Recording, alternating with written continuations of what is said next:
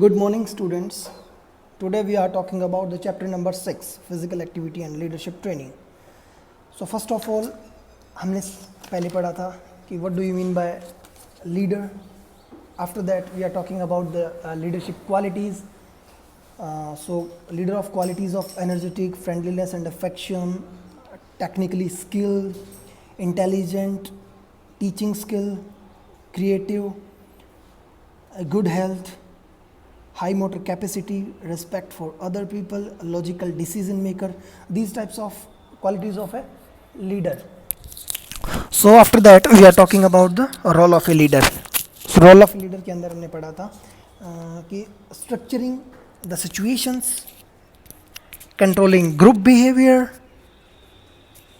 after that speaking for the group, then how you plan for the group, and leader as a control of internal leadership. इसके बाद हमारा next था इसके अंदर how you creating the leaders through the physical education. तो उसके अंदर हमने 3-4 चीज़ें पढ़ी. उसके बाद हमारा मेन पॉइंट आया कि meaning objective and types of adventure sports. So first of all हमने बात की मीनिंग ऑफ एडवेंचर स्पोर्ट्स की. उसके बाद हमने देखा कि एडवेंचर स्पोर्ट्स की डेफिनेशन क्या होती है. उसके बाद हमने पढ़ा objective of adventure sports. Objective के अंदर था हमारा to develop self confidence, how you develop your self confidence through the adventure sports, how you build your concentration power, to nature bonding with nature, to face challenges against odd situations, to encourage creativity, to develop mental and physical fitness, and to improve social relations. उसके बाद हमने types of adventure sports पढ़ा. Types of adventure sports के अंदर हमने अभी तक 3 चीज़ें पढ़ी है: rock climbing, trekking and river rafting. अब हम आगे पढ़ेंगे माउंटेनियरिंग, सर्फिंग एंड पैराग्लाइडिंग.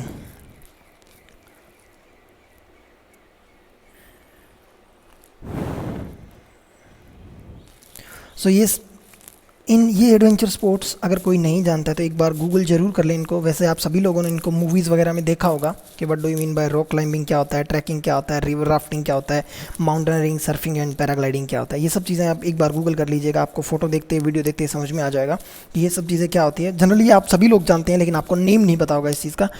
सो हम बात कर चुके हैं रॉक क्लाइंबिंग, ट्रैकिंग और रिवर राफ्टिंग की. So now we are talking about the mountaineering. Mountaineering is the another type of adventure sports. थोड़ा सा अनदर टाइप का एडवेंचर स्पोर्ट्स होता है. Sports prevailing all over the world. It one of the finest outdoor opportunity available to the lovers of high places. जो high places के lover होते हैं उनके लिए सबसे अच्छी अपॉर्चुनिटी होती है. It is the high places. It is about putting hands fit on the rocks. आपके हैंड्स और लेग्स रॉक के ऊपर, आइस के ऊपर किस तरह से आपको चलना है, बैठना है, चलना है, ये सारी चीज़ें आपके ऊपर किस तरह से आप उसको सबमिट करोगे. Then according to mountaineering is an adventure sports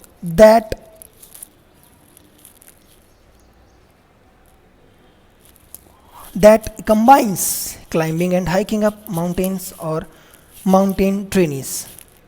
An individual who wishes to get involved in the sports needs to have tremendous endurance, agility, strength, experience and strong mental power.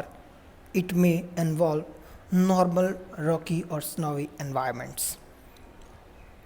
कि आपको किस तरह के आपके Rocky slopes और जो ice और जो एकदम खड़ी पहाड़ियाँ होती हैं उनके ऊपर किस तरह से आपको हाइकिंग करनी होती है, चढ़ना होता है, ट्रैकिंग करनी होती है, वो सारी चीज़ें आपको इसके अंदर सीखने को मिलती है. There are the 3 basic forms of climbing which depends upon the. Generally ये 3 अलग अलग टाइप्स की बेसिक फॉर्म्स होती है इसके अंदर जो आपको ईजी टू हार्ड की तरफ लेके जाती है. The first of them is rock climbing. सबसे पहली rock climbing. This form is mountaineering involve Rocky slopes. जो रॉकी स्लॉप्स एकदम खड़ी पहाड़ियाँ होती हैं उनके ऊपर चढ़ने का जो नॉर्मली इसी वे में होता है. उसके बाद हमारा आता है the next form of mountaineering is the snow and ice climbing. इसके ऊपर स्नो और थोड़ी आइस क्लाइंबिंग होती है. जिसके अंदर थोड़ी स्लोपी फेस ज़्यादा होता है, फिसलन के डर ज़्यादा होता है।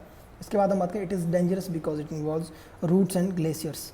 ये थोड़ा सा डेंजरस होता है क्योंकि इसके अंदर रूट्स और ग्लेशियर्स की प्रॉब्लम क्रिएट होती है। ग्लेशियर मतलब जो एकदम ऊपर से पूरा बर्फ़ का टुकड़ा नीचे गिर जाता है टूट के, तो वो सारी चीज़ें ग्लेशियर्स के अंदर काउंट है। Third form of mountaineering combines both the rocky and snow routes which make it the most difficult of the three. सबसे लास्ट सबसे ज़्यादा डिफ़िकल्ट होती है इन तीन के अंदर। इसके बाद हमारा नेक्स्ट स्पोर्ट आता है surfing. Surfing is an exciting water sport in which a person ride waves usually in the ocean. Ride करता है वेव्स के ऊपर। सर्फिंग के अंदर एक बोर्ड होता है, 6 to 7 फीट का बोर्ड होता है जो जनरली शॉर्ट बोर्ड कहा जाता है, और जो 7 फीट से ऊपर होता है उसको लॉन्ग बोर्ड कहा जाता है। Eight present time short board very popular in the ocean countries. तो जनरली बात करें, surfing is an exciting water sport in which a person ride waves usually in the ocean समुंदर के अंदर राइड करते हैं वेव्स के ऊपर ऑन द बोर्ड के ऊपर। So today surfing is popular in many countries. India को छोड़ के बात करें तो हम बहुत सारी कंट्रीज़ के अंदर ये बहुत अच्छे से पॉपुलर है, like Australia, Brazil, France, Indonesia, Japan, Portugal, Peru, south Africa and the United states. All the forms of surfing requires exact timing and sharp reflexes to stay balanced.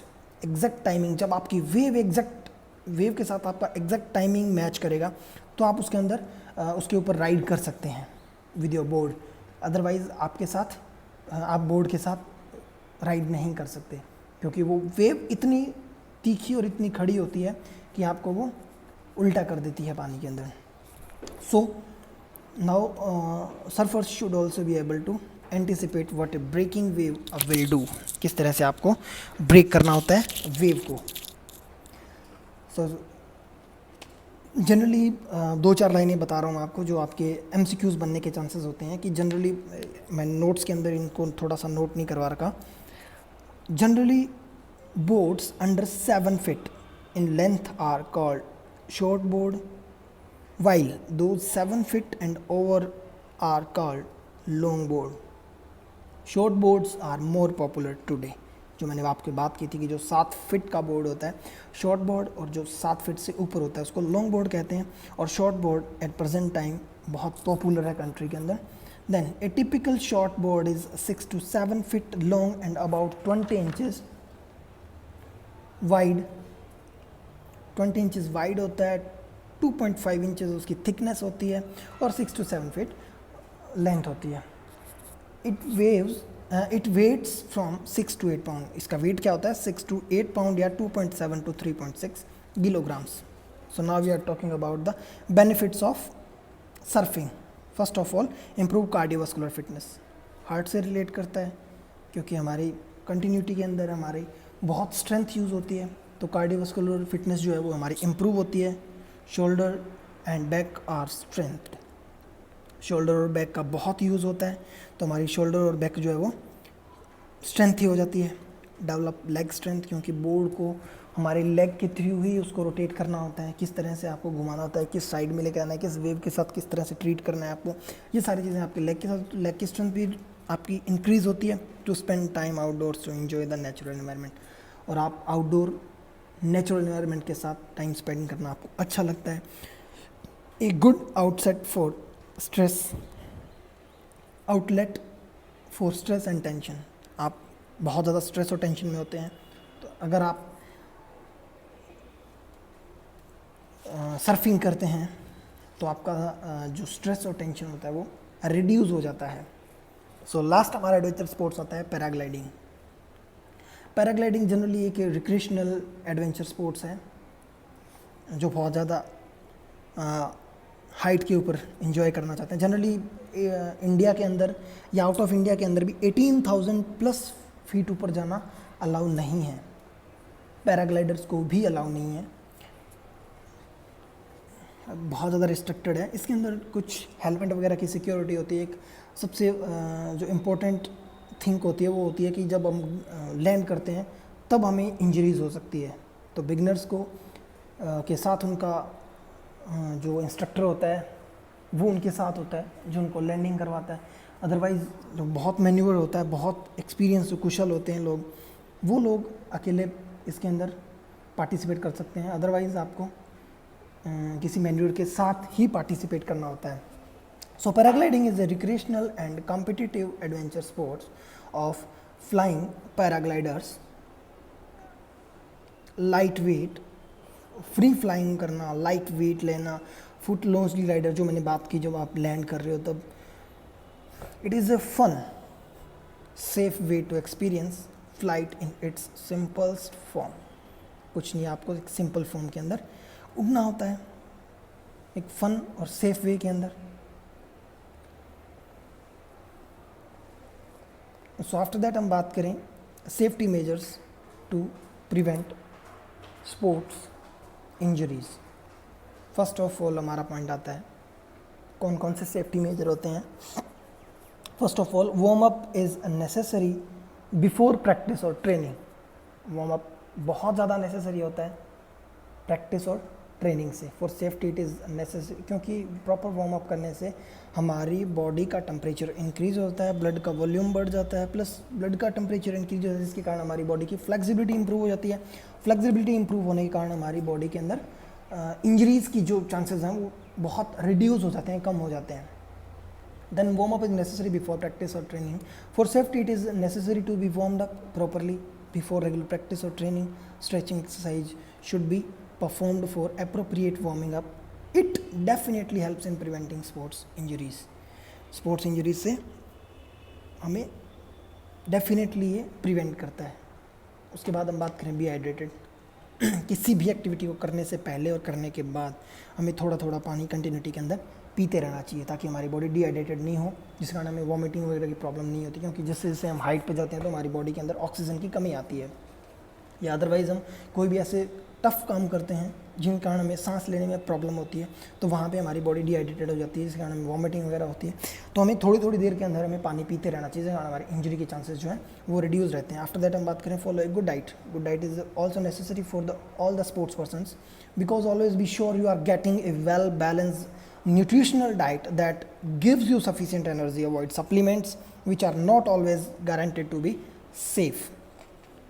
Always be sure you are getting a well balanced nutritional diet that you give sufficient. जब आप भी आप diet ले रहे हो तो आपको बिल्कुल सफिशिएंट रहना चाहिए कि आप हम जो डाइट ले रहे हैं उसके अंदर प्रॉपर न्यूट्रिएंट्स है या नहीं है, ये सारी चीज़ें। After that avoid supplements. Supplements को हमें अवॉइड करना चाहिए कि which are not always guaranteed to be safe, कि हमेशा कोई भी इस चीज़ की गारंटी नहीं होती कि ये हमेशा आपके लिए सेफ रहेगा। So don't play when you are injured, don't try to play and don't do it when you are injured.